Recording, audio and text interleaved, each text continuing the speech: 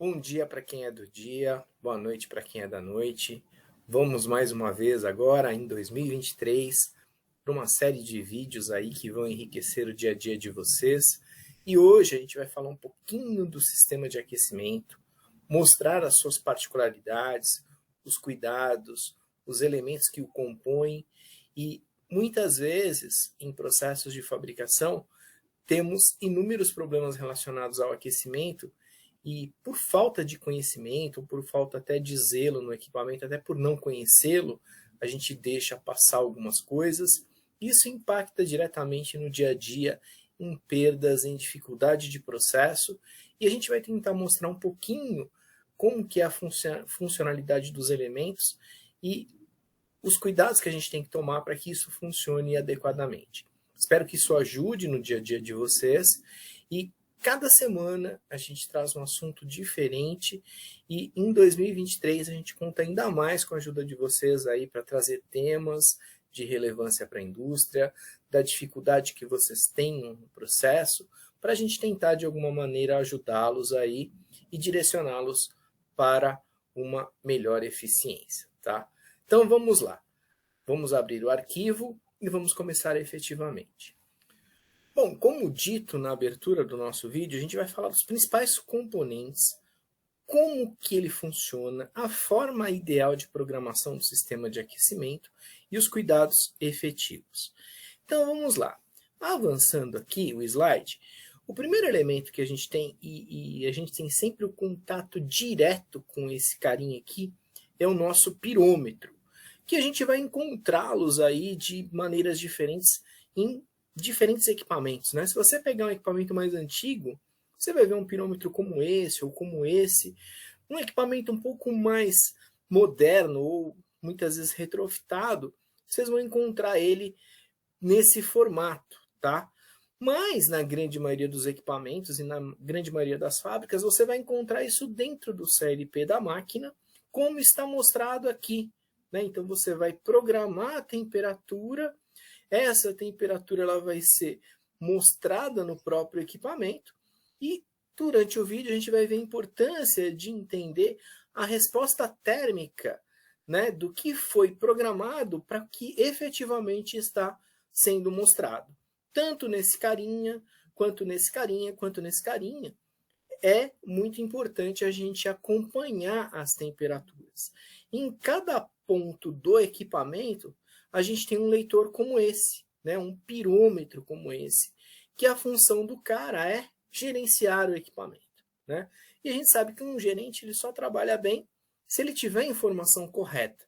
Então a gente precisa conhecer os elementos e como ele está localizado no equipamento para efetivamente ter um bom funcionamento do sistema de aquecimento. Então vamos andando.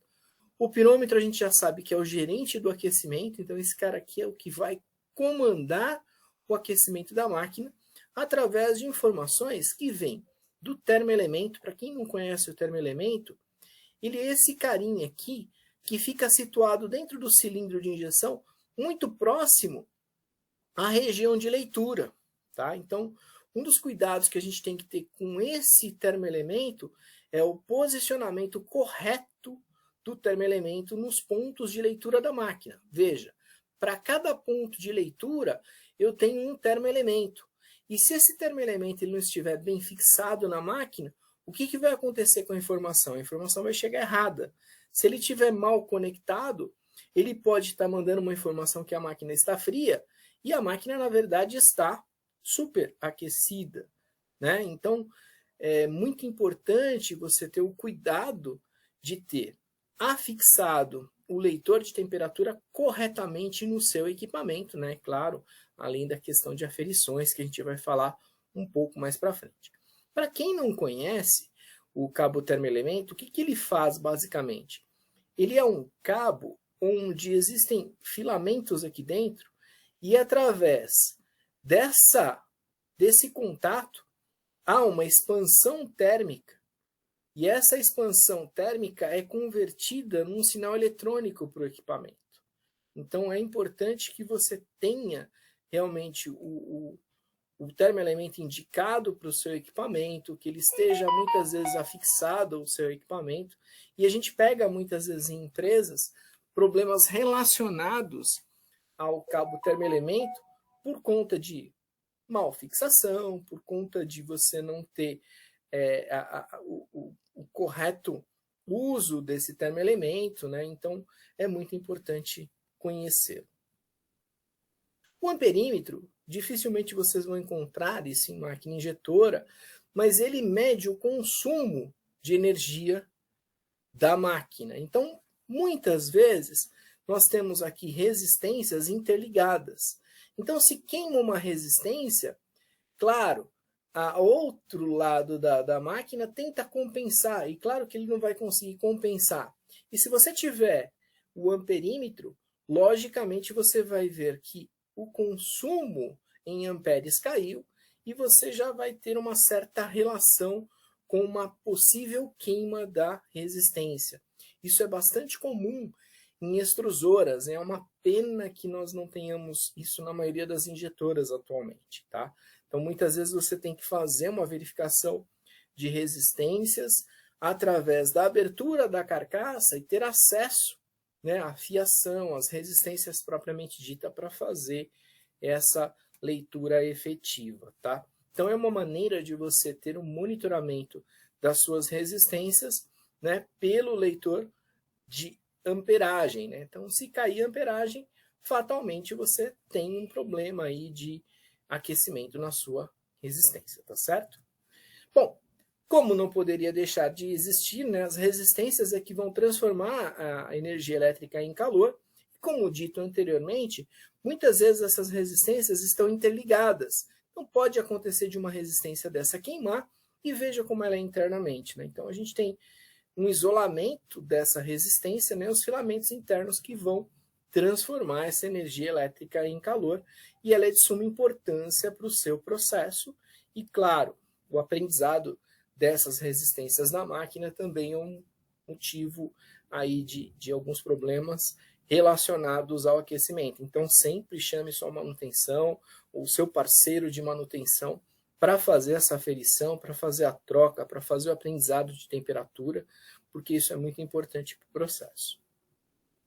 Bom, como é que ela funciona, né? Então ela funciona, o liga e desliga das resistências se dá através dos pirômetros que vão mandar sinal para as contatoras, um relé de estado sólido.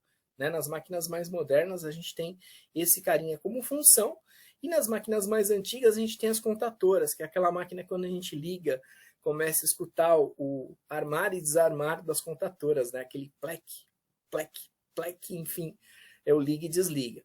Esse cara aqui está caindo em desuso, porque ele traz muito mais problema, né? Porque aqui é um acionamento eletromecânico, então aqui já é um acionamento eletrônico e as máquinas mais modernas já dispõem desse tipo de dispositivo, e as máquinas mais antigas aos poucos estão migrando para esses relés aqui, que eles são mais confiáveis, você tem um problema de temperatura menor, né? Então você não tem, muitas vezes acontece de uma contatora dessa aqui ficar armada direto, e a máquina superaquecer e aí ter problemas de degradação de material, em casos até mais graves, aí pode até pegar fogo no equipamento. Então tem que tomar muito cuidado com essa questão aí do uso ou não de contatora, tá?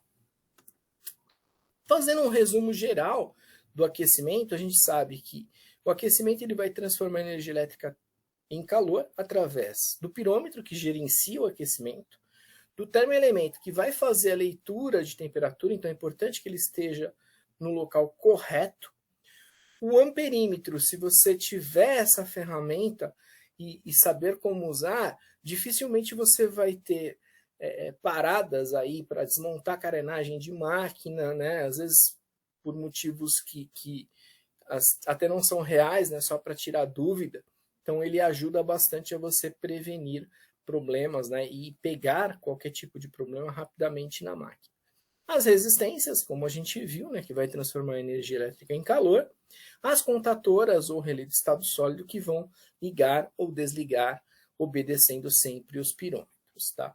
Então agora a gente vai falar um pouquinho de alguns cuidados. Então, é muito importante que você tenha uma temperatura de massa muito próxima àquela que você setou no painel da máquina, né? Então, muitas vezes você tem lá o aquecimento, você tem o seu processo, mas não sabe efetivamente quanto que está de temperatura de massa. Então, é legal você fazer essa aferição no seu equipamento, ter esse dado de processo até em ficha, porque isso é o que basicamente vai comandar o seu processo, né? Então, não é simplesmente você setar a temperatura no painel, mas como efetivamente essa temperatura está na massa polimérica. Então, tem que tomar esse cuidado e ter meios de fazer essa leitura. Bom, outro cuidado que a gente tem que ter é a questão de setar a temperatura, do ajuste de temperatura. O ideal é que você ajuste da menor temperatura para a maior temperatura. Isso porque, quando a gente recebe um material, nós recebemos um material sólido. Então, a gente não quer que esse material ele plastifique prematuramente. Ele vai plastificar ao longo do processo de transformação. Então, é sempre recomendado que você trabalhe da menor temperatura para a maior temperatura. Tem casos que é diferente? Tem. Mas muitas vezes o seu fabricante de máquina vai te indicar quando utilizar uma temperatura diferente do que está sendo mostrado aqui. Então, você pode ver que a rampa aqui está ascendente. Aqui, onde está o funil da máquina, está a 170 graus. Aqui no meio da rosca, a gente está com 175. Aqui na ponta da rosca com 180, na saída do bico com 185 graus. Outra coisa importante de falar, muitas vezes a máquina trabalha em modo proporcional de temperatura no bico. O ideal é que você trabalhe com um termopar no bico, como está aqui. Quando se trabalha em percentual, a gente não sabe, né, que é o modo proporcional, a gente não sabe efetivamente qual a temperatura do bico. Então, é uma temperatura que ela vai se dar através do liga e desliga dessa resistência do bico, que se dá através de tempo. Então, vamos imaginar que esse bico trabalhe com 15 segundos de liga. Se você coloca 50% desses 15 segundos, a resistência vai ficar 7 segundos e meio ligado e 7 segundos e meio desligado. Quanto está de temperatura? Não sei, né? Então, é assim que se faz o ajuste de temperatura em percentual. Se vocês tiverem alguma dúvida de como funciona o bico em percentual, é só pedir na descrição do vídeo aí uma live só para falar de temperatura de bico e a gente faz um vídeo especial com relação a isso. Mas basicamente é esse o funcionamento. O ideal é que você tenha, né, um termopar ligado ao bico e de maneira correta. Não é simplesmente você pegar o termopar e colocar embaixo da resistência. Tem que fazer como está aqui, né? Construir o alojamento, né? Ter ponto de leitura correto, né? Mais ou menos parecido com o que existe dentro do cilindro de injeção, tá? Outro cuidado que a gente tem que ter é tolerância superior e inferior de temperatura. A gente pega muitas vezes no processo o pessoal colocando aqui 50 graus para cima e 50 graus para baixo. Bom, todo o material polimérico ele tem uma temperatura de processo adequada. E se você dá uma tolerância superior ou inferior muito grande, você pode estar prejudicando o polímero e prejudicando também a máquina. Por quê? Alguns polímeros, dependendo da temperatura que você põe de tolerância, ele não vai fundir. E dependendo da tolerância superior, ele vai degradar. Então, o ideal é que você trabalhe com uma margem de tolerância muito pequena, até porque qualquer erro, né, que a máquina venha trazer para você, você vai estar sendo alertada, ela vai ligar alarmes, ela vai te avisar, ela vai parar, enfim, tem que tomar cuidado com essa questão de leitura de tolerância superior e tolerância inferior, tá? Então, por enquanto é isso, pessoal, a respeito do sistema de aquecimento. Pode ser que ficou faltando alguma informação aí que vocês julguem como importante na questão do aquecimento, mas como foi dito, né, a gente volta a conversar, né, em função da resposta que a rede vai nos trazer.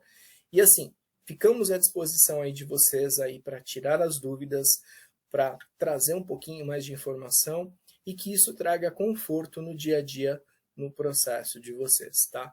Então, estamos em 2023. Peçam aí para os colegas se inscreverem no canal, ficarem ligados aí nas novidades e trazerem também, né, as dúvidas que tenham no processo para que a gente consiga, de alguma maneira, ajudá-los, tá? Então, mais uma vez, obrigado e feliz 2023.